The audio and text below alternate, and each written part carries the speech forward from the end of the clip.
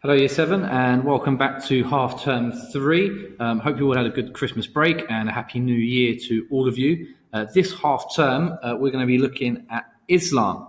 So you'll see in the Google Classroom, you've got a copy of this video, and you'll also have a worksheet there attached to this video. So what you need to do is, as we work our way through this video with me explaining various parts of the topic, you'll be told to pause it and go back to the worksheet and complete some of the tasks there. Similarly to what you probably do on Hegarty Maths, where you pause the video at certain points to complete some tasks. You'll be doing something similar today. So welcome back. Islam is a new topic for us. We spent the first two half terms looking at Christianity. We did a Bible overview, and then we looked more closely at ethics and Christian ethics in the next half term, and particularly an approach to war. So this is something new for us.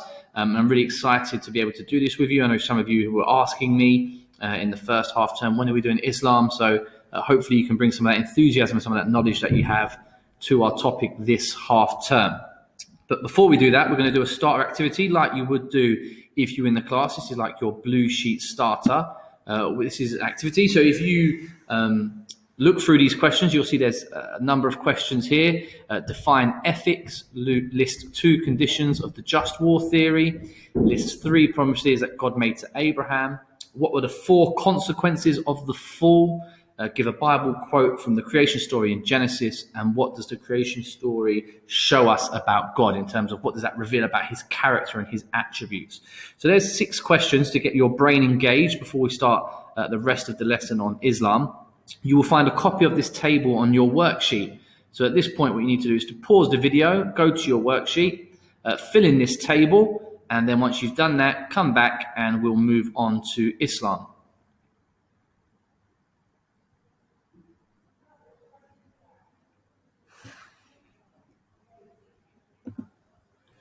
Okay, gents.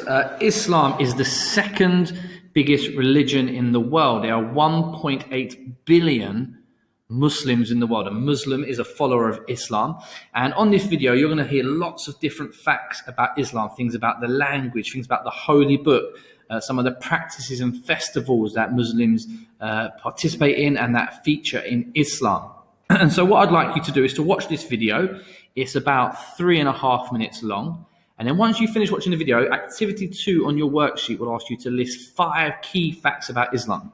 So what I suggest is while you're watching this video, maybe make some notes. You can either make some mental notes, or you can get a little piece of paper and a pen and write some notes down, so that at the end of the video, you're able to go to activity 2 on your worksheet and complete that. So I'm going to play the video now, and then we can watch it together. If it doesn't work for whatever reason, I've also put a copy of this video in the Google Classroom, and you can click on that link for it to play for you. But I'm going to push play now. Like I say, it's about 3 minutes long. Watch this, make some notes, and then complete activity 2 on your worksheet. Islam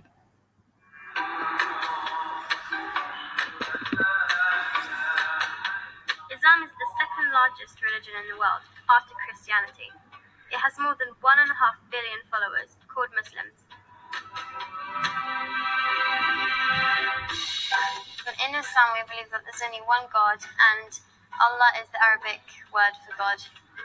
Muslims believe that God revealed his holy scriptures to a prophet on earth, and his words are recorded in the Quran.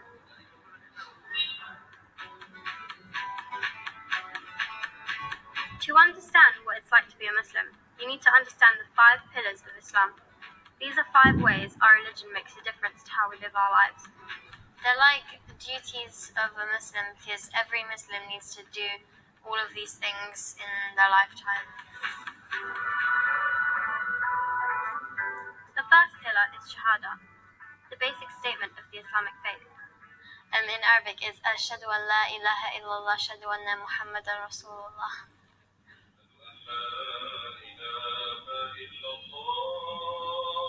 I bear witness that Allah is the one and only God, and Muhammad is his messenger. It's really important to believe in the words that you say, because it's just like the declaration of becoming a Muslim. The second is Salah, the 5 set times during the day when Muslims must pray. The first prayer happens before sunrise. The last one is between sunset and midnight. You're not expected to do all 5 prayers until you're 12, but I like to try. I've decided to start doing them already because it's good for practice for when I'm an adult, so it's not a complete shock. I've prayed the early one like quite a few times, but I haven't started doing it like every day yet, but I'm going to soon. The third pillar of Islam is zakat, which means giving money, usually to charity. Muslims must give away 2.5% of their savings every year. Millions of pounds are given by UK Muslims to help needy people all over the world. It's a really important thing in our religion because some people don't have as much money as us and some people don't have food and water, and it's important to give them money to do that. The fourth pillar of Islam is called Sawm. It means to fast during daylight hours for the month of Ramadan. It's not just about like eating and drinking, it's also about being a little bit more spiritual, because I know definitely me, I'm always snacking on food, and then when you don't eat food, it just helps you stop thinking about that and just being a bit more spiritual.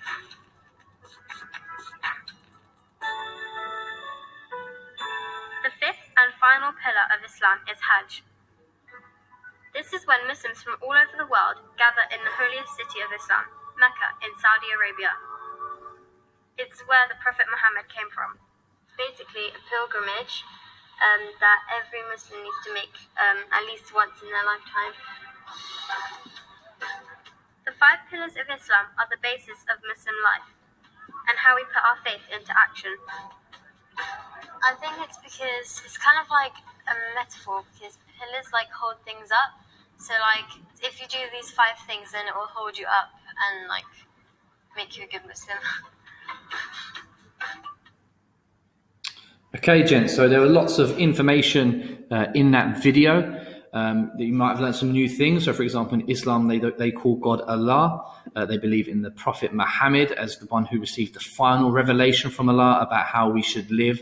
There's information there about Mecca and pilgrimage, about fasting, about prayer, lots of information there. So what you now need to do is pause the video when I finish speaking, go to activity 2 on your worksheet and list 5 key facts about Islam that you either know or that you've learned from that video. And you can even use some of the examples that I've just given you. So pause the video, go to your worksheet and complete activity 2.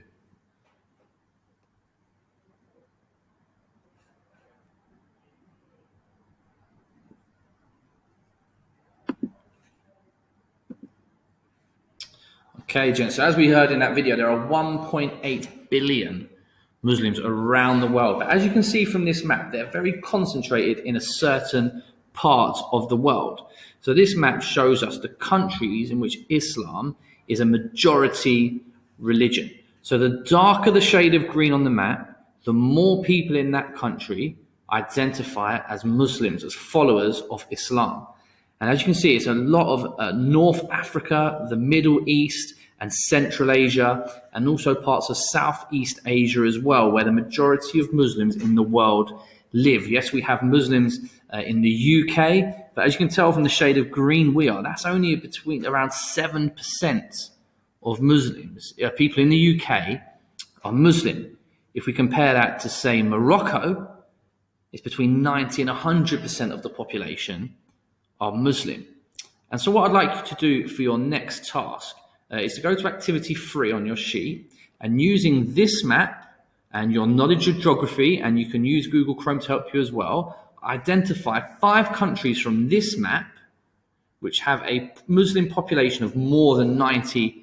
Now, I've already given you Morocco as an example, but there are 4 other countries on this map which you need to identify as having a Muslim population of above 90%.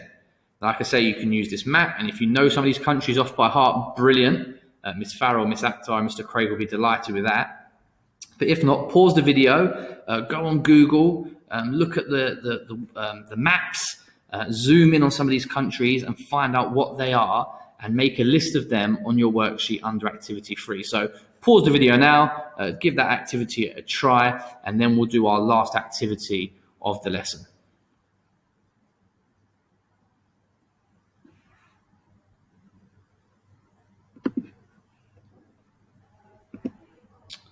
Okay, gents, your last activity today is to research a famous Muslim.